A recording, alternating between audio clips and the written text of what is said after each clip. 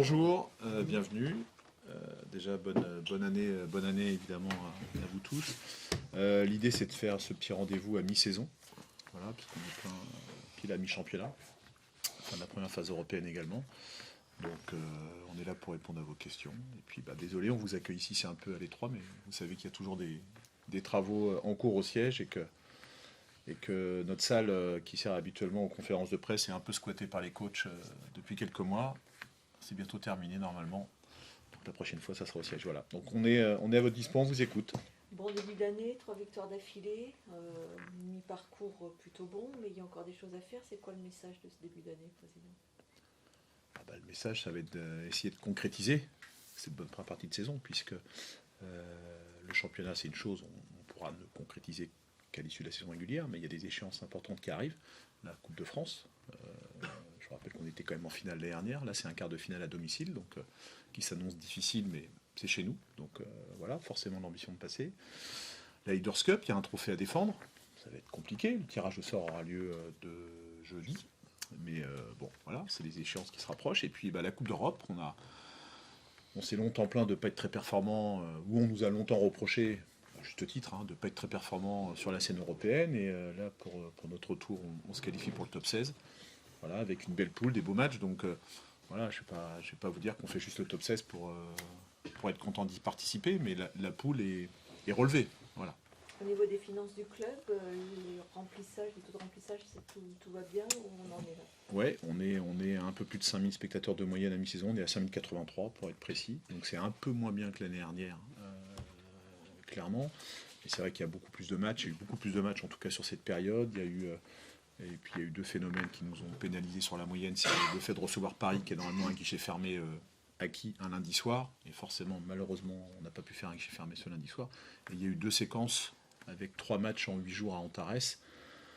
Forcément, à force de solliciter les finances des supporters, ça devient un peu difficile. Il y a des choix qui ont été faits. Donc on n'a pas fait autant qu'espéré. Mais je pense que sur la deuxième partie de saison, on devrait récupérer et se rapprocher du niveau exceptionnel qu'on avait atteint l'année dernière. Donc non, tout va bien, pas de problème pour l'instant. Et au niveau des partenaires, cette fois économique, on sait que le contexte est encore une année difficile. On vous suit, on nous a déjà dit pour la saison prochaine ou on en... Non, on n'est pas encore sur la saison prochaine. Ce que je peux vous dire, c'est que cette année, on bat un record, voilà, clairement, de chiffre d'affaires partenaires privés.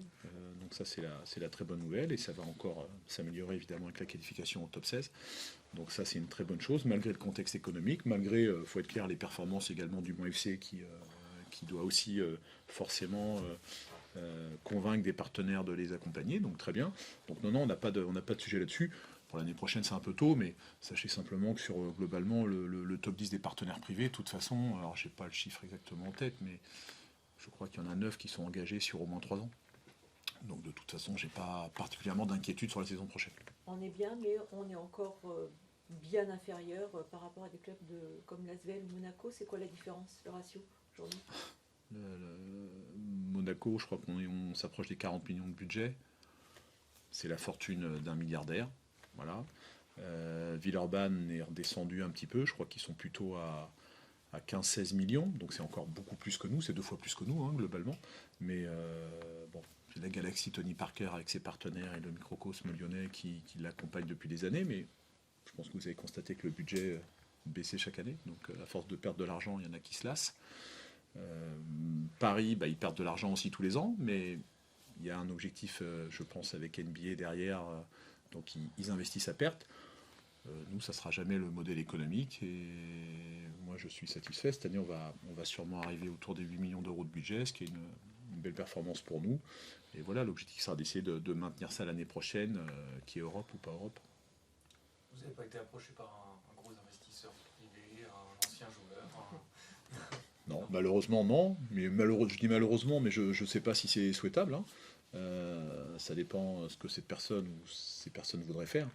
Après, on est au Mans. Est-ce que, sans faire la fausse modestie, est-ce qu'on est suffisamment intéressant pour des gens de l'international? Je ne suis pas sûr. Il y a la marque avec le circuit et ainsi de suite, mais sur le basket, on a une très belle salle qui a été rénovée, mais qui fait que 6000 entre guillemets. Je ne suis pas sûr que les perspectives de développement soient si énormes que ça. Donc, par contre, trouver quelqu'un qui est passionné de basket, qui a des moyens, qui a envie d'aider un club qu'il pourrait connaître d'une manière ou d'une autre, de toute façon, on trouvera de la place, hein, évidemment. Mais non, on n'a pas été approché.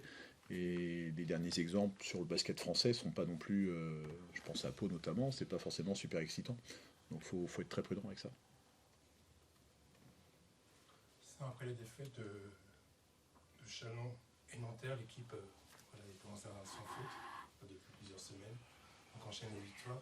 Qu'est-ce qui a été le déclic? Qu'est-ce qui a fait la bascule?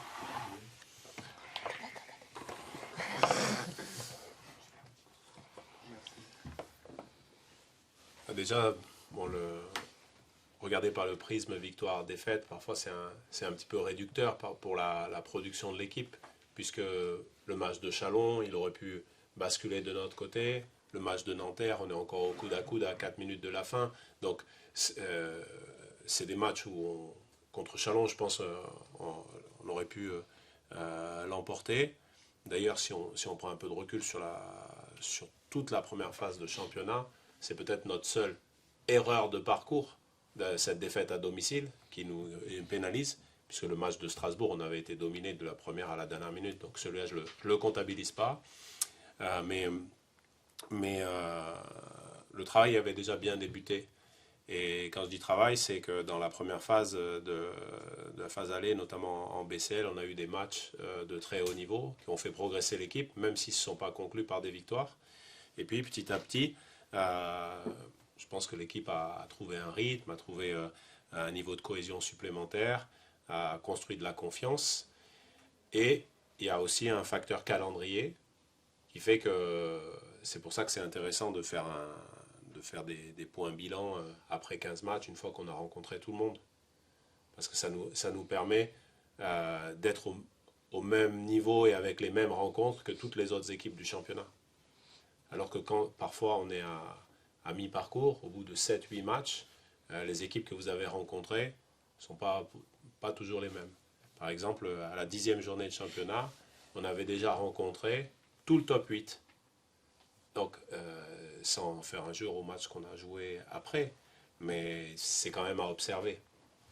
Donc finalement, on avait réussi à être, notamment avec des belles victoires à l'extérieur dans notre plan de saison. On peut penser, gagner à Dijon, gagner à Nancy, gagner à Cholet, c'est des victoires qui comptent. Et puis ensuite, derrière, gagner à Limoges. On l'a vu encore avec le déplacement de Châlons à Limoges, que c'est une salle difficile à manœuvrer. Je pense qu'en deuxième phase, elle le sera d'autant plus. Et puis de valider ce match à Boulazac après une grosse semaine, sur 3 matchs en une semaine, contre une équipe qui joue bien au basket. Donc ça, c'est des marqueurs quand même intéressants pour l'équipe. Et malgré la période de creux, justement, en termes de ratio défaite-victoire, il n'y a pas eu d'inquiétude de votre part entre novembre et décembre? De toute manière, l'inquiétude, et le questionnement en tout cas, plus que l'inquiétude, c'est quotidien. On passe très vite d'un état à un autre. Par exemple, entre la qualification pour Mersin le soir à 11h et le lendemain midi, on devait gérer la blessure de Wilfried Yeguete et le fait qu'il ne participerait pas au match contre Boulazac. Donc finalement, le questionnement, c'est peu importe le résultat, c'est quelque chose qui revient tout de suite, c'est permanent. Donc évidemment qu'on veut toujours les meilleurs résultats possibles et on est toujours en train de s'interroger sur ce qui va arriver derrière. Donc là, on a une petite semaine où on peut un petit peu souffler, se repositionner, mais vous avez vu qu'avec la densité du calendrier qui arrive, va faire que il va falloir vite être capable de passer d'un sujet à un autre. Dans le jeu, c'est quoi votre plus gros point de satisfaction de cette première partie de saison et ce qu'il faut améliorer pour la suite? C'est qu'avec une équipe très différente en termes de profil physique de l'an dernier, on est toujours dans la même ligne de conduite sur ce qu'on appelle la bataille des possessions, c'est-à-dire essayer de jouer de plus de possessions que l'adversaire. Et quand on regarde toutes les oppositions qu'on a eues depuis le début de la saison, on a à chaque fois 4-5 possessions de plus que l'adversaire. Donc ça, c'est quelque chose d'intéressant. Et ensuite, c'est qu'est-ce qu'on fait de ces possessions? On a une bonne rentabilité offensive avec le nombre de points par possession, c'est-à-dire qu'on a une bonne utilisation de notre attaque. On est dans le top 5 en points par possession. Et on est aussi la première équipe dans ce qu'on appelle les stocks, c'est-à-dire l'accumulation des interceptions et des contres. Et pourquoi ce chiffre-là, il m'intéresse? Parce que on va dire, c'est des défenses qui nous permettent de générer des contre-attaques. Parce que le ballon, il est toujours vivant. Le ballon, il n'est pas sorti du terrain. Donc le ballon étant toujours vivant, ça nous permet de produire du jeu rapide. Et la conséquence de ça, c'est que à force de générer ce type de ballon, on a remis en confiance nos tireurs. Et sur le dernier mois et demi, c'est l'augmentation du nombre de tirs, mais de tirs construits, c'est-à-dire qui viennent de passes décisives, etc. Et donc ça, le sous-jacent de ça, c'est la bonne santé de l'équipe, qu'on comprend mieux notre rôle et que tout le monde accepte de trouver le joueur le mieux démarqué. Donc on sait que ça, c'est un équilibre fragile, mais on va dire le point de satisfaction, ou en tout cas la direction de l'équipe qui nous intéresse, c'est ces trois choses-là. Quels sont vos objectifs, vous, en tant que coach? On a vu entre les différents championnats, c'est quoi vous visez? De gagner. Tout Ce qu'on peut. D'être compétitif. Donc, moi, avec le club, avec l'équipe, on estime qu'on veut être prêt à être compétitif à chaque fois. Et il y a des fois où ça marchera, des fois où ça ne marchera pas. Mais on veut se donner cette chance-là. On n'a pas de stratégie de calcul vis-à-vis de ça. Et ce qui nous permet de le faire, c'est d'avoir un groupe étoffé, déjà sur la ligne de départ, et en plus d'avoir un centre de formation qui tourne bien. On voit que sur les matchs rapprochés, notamment juste avant les breaks, c'est un élément décisif. Et ça je pense que ça souligne la qualité du club et l'investissement du club sur ce domaine. Parce que quand il y a de la tension, il y a un petit peu de blessés, des joueurs qui sont un petit peu en méforme, eh bien le fait d'avoir des joueurs qui peuvent intégrer l'équipe et qui physiquement sont en capacité et qui ont suffisamment travaillé techniquement et qui collectivement font un peu les mêmes choses que nous avec le centre de formation et de plus en plus, ça nous permet de les intégrer très rapidement. Donc ça, c'est la condition pour qu'on puisse performer. Et après, pour nous, performer à mi-saison, c'est être toujours en lice dans toutes les compétitions. Et il reste très peu d'équipes. Personnellement, vous visez une équipe avec un plus gros budget. Vous êtes bien en Sarthe. Quel est un peu l'état d'esprit en ce début d'année, de bilan et mi-parcours? Moi, je suis très bien ici. Et puis, au-delà de les cas personnels dans le sport de haut niveau, ils se nivellent toujours par le haut. Il faut être performant pour que des choses positives se passent, mais il faut avoir les pieds bien ancrés au sol pour bien faire son travail là où on est. Donc, pour l'instant, c'est ça le sujet. Je reviens quand même sur ce sujet du nombre d'équipes qui sont encore en course et en lice dans toutes les compétitions. Aujourd'hui, il reste l'Asvel et Monaco, mais ils vont se jouer les uns contre les autres en Coupe de France. Donc, il y en a un qui va sortir. Et puis, après, étant donné que Chalon ne s'est pas qualifié pour la Leaders Cup, il reste nous. Donc, il faut, je pense aussi, avoir des fois souligné, avoir un peu de fierté sur le travail accompli. Parce qu'on se souvient parfois des périodes un petit peu creuses, parfois des périodes un petit peu euphoriques, mais il faut aussi se comparer vis-à-vis de notre compétition. Et je pense que dans notre compétition, aujourd'hui, on est performant, ce qui ne veut pas dire qu'on se repose, mais il faut aussi en être fier. Je voulais te relancer justement sur les domaines à améliorer, les champs dans lesquels l'équipe a encore progressé. Il y a encore pas mal de domaines. On a vu que le domaine du rebond pendant un temps a été un domaine sur lequel on pouvait laisser un petit peu du terrain. Donc ça, c'est quelque chose sur lequel il faut toujours redoubler d'efforts. Et d'autant plus quand on a des joueurs sur le même poste, notamment sur le poste 5. Quand on a été joué, par exemple, samedi contre Boulazac, l'absence de Wilfried Yeguete et de Jonathan Jeanne, forcément, il faut compenser. Et la capacité de l'équipe à compenser, c'est là-dessus qu'il faut travailler. Pour que l'équipe elle soit en capacité de réagir et de finalement s'épauler quand on a quelqu'un qui manque ou quelqu'un qui est sorti à cause des fautes, ou parfois c'est des scénarios de match qui surviennent. Et là-dessus, donc un boulot sur ce rebond, et puis un boulot continu qui petit à petit a bien porté ses fruits sur l'aspect défensif, sur la première partie de saison. Mais là-dessus, il va falloir encore qu'on franchisse un cap si on veut pouvoir regarder les yeux dans les yeux les top équipes. Et là, on a une petite phase de testing qui arrive, et avec le déplacement à Paris, à Galatasaray, la réception de l'ASVEL. Donc là, déjà, 3 top équipes européennes qui arrivent pour jouer contre nous. Et c'est vrai qu'à mi-saison, ça permettra aussi très certainement de souligner des chantiers qui sont encore importants pour faire progresser l'équipe. Comment tu trouves l'équipe cette année par rapport à là où elle en était l'année dernière au même moment de la saison? Je pense que le niveau d'intelligence collective et notamment dans le jeu offensif est peut-être un cran au-dessus. Mais c'est, je pense, autant dû à la construction de l'équipe qu'au fait qu'on a des joueurs leaders qui sont revenus et donc qui ont permis d'aller un petit peu plus loin dans le socle du jeu. Je pense qu'on avait peut-être une capacité physique à s'opposer de manière un petit peu plus frontale, mais qu'aujourd'hui, avec cette équipe-là, on a développé des outils stratégiques un petit peu plus fins.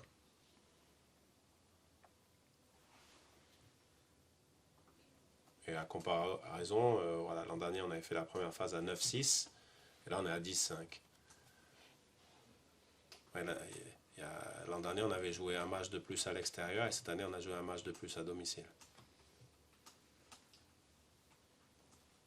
Vous avez parlé aussi des jeunes là, qui ont pris de plus en plus d'ampleur. Est-ce qu'il y a une volonté justement de réussir à les intégrer de plus en plus dans le 5 majeur et de les faire jouer, et ce qui vous donne comme sentiment en fait jusqu'ici les jeunes? La volonté, elle dépend de leur capacité.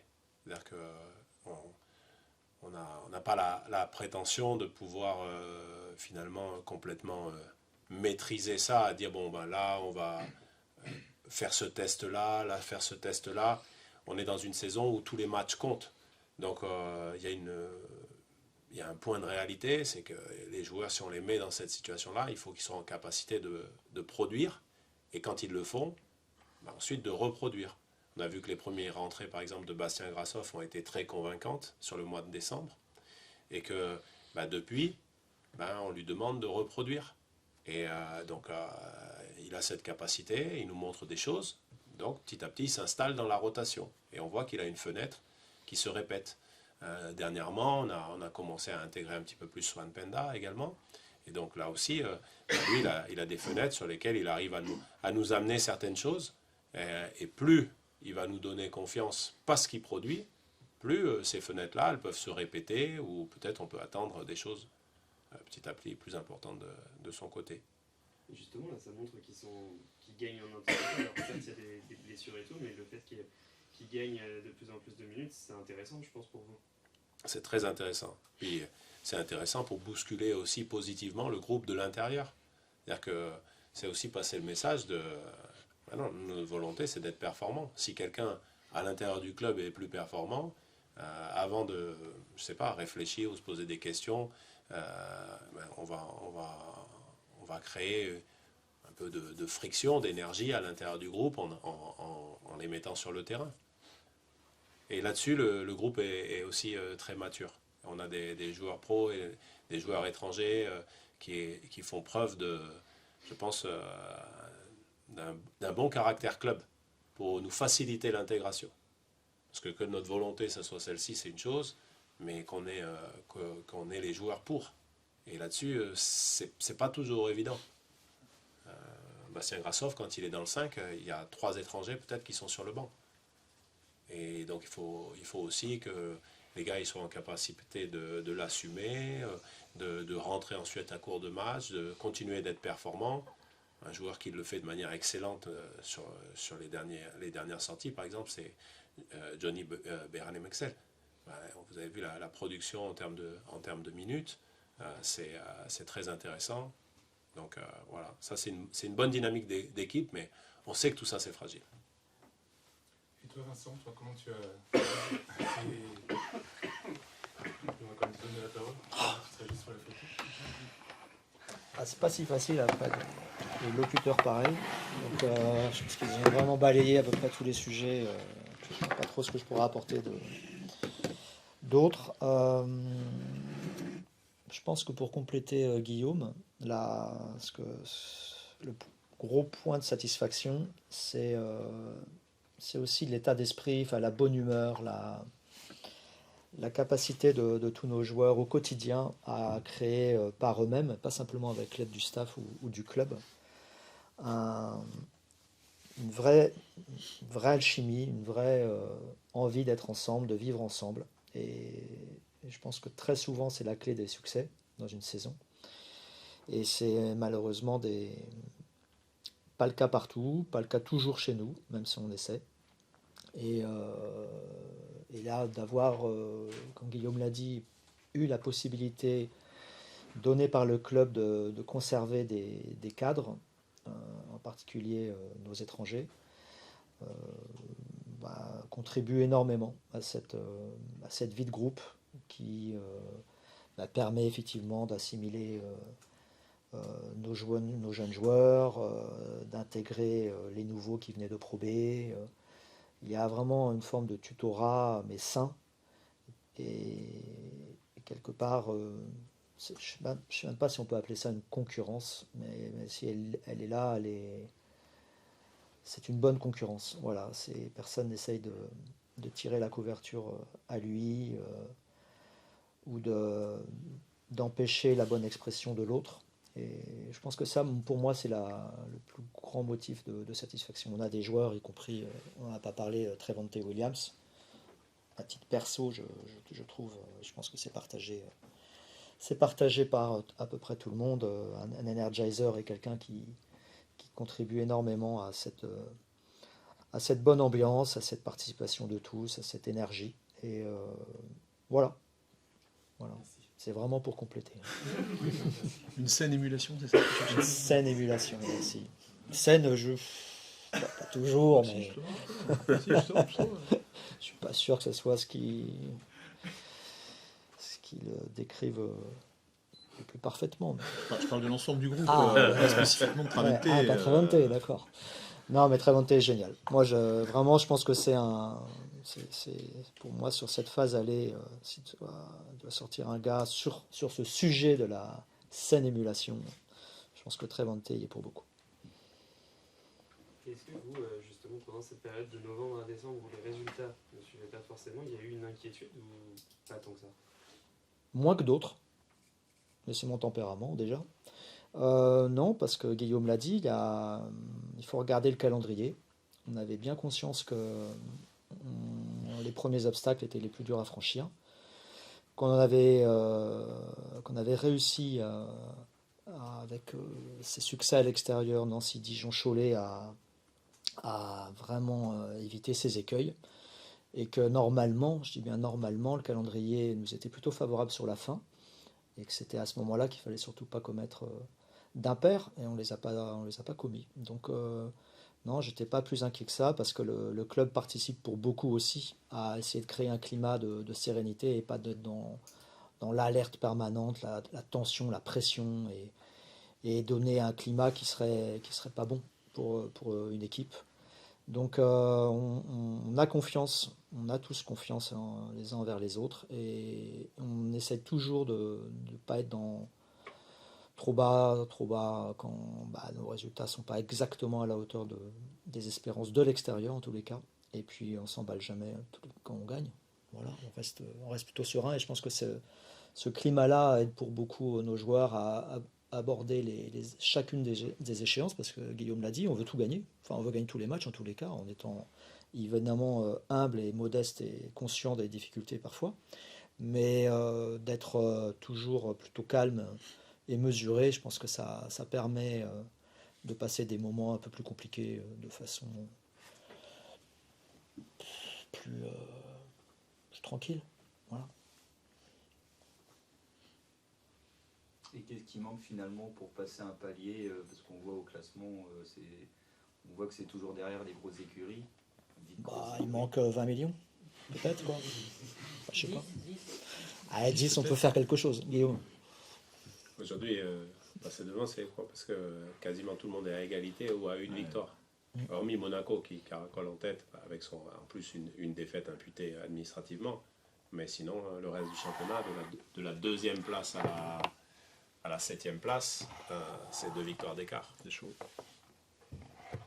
Donc, être compétitif, c'est être dans ce groupe-là. Après, les résultats, ça se jouera certainement pas à grand-chose. En tout cas, on espère batailler et être dans ce groupe-là.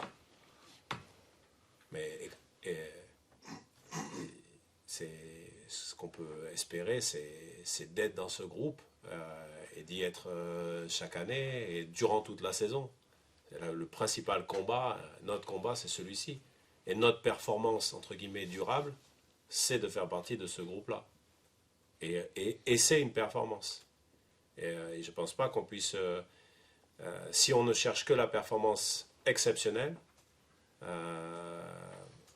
on sera déçu, triste et très vite démotivé.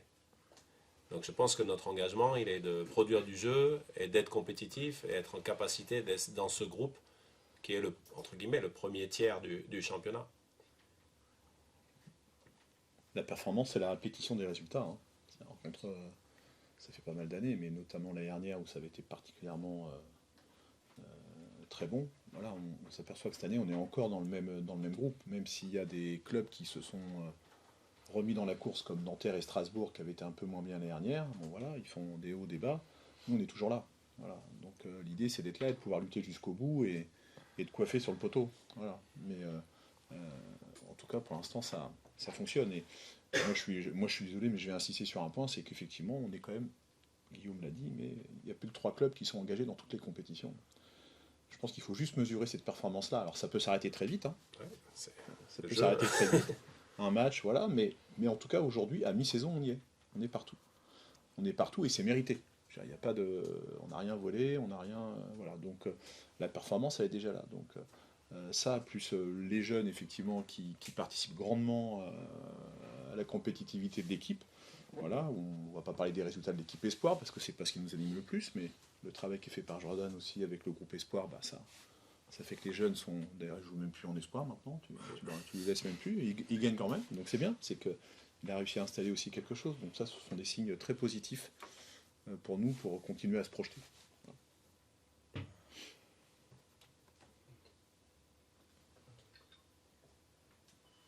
On ferme ? Merci. Ben, merci à vous. On attend les rendez-vous, puisque vous n'êtes pas sans savoir que les médecins en ce moment ont quelques revendications et que c'est pas forcément facile d'avoir les rendez-vous en urgence en tout cas. Voilà. Donc on attend, il y aura un rendez-vous d'ici la fin de la semaine, c'est certain, mais pour l'instant on n'a pas plus d'infos.